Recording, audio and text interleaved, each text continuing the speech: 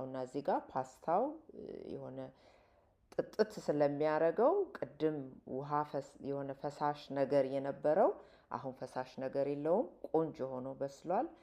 በደንብ ጥሩ ሆኖ ነው የተሰራው።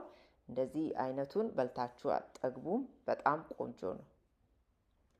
እንደዚህ አድርገን ቆንጆ አድርገን ሰርተን ብናስቀምጥ 3-4 ቀን እየተሞቀ ያለምንም ችግር መበላት ይችላል። ለልጆችም ቢሆን አንዳንድ ልጆች መኮሮኒ ቺዝ በጣም ይወዳሉ። ደግሞ የማይበላበት ቤትም አለ።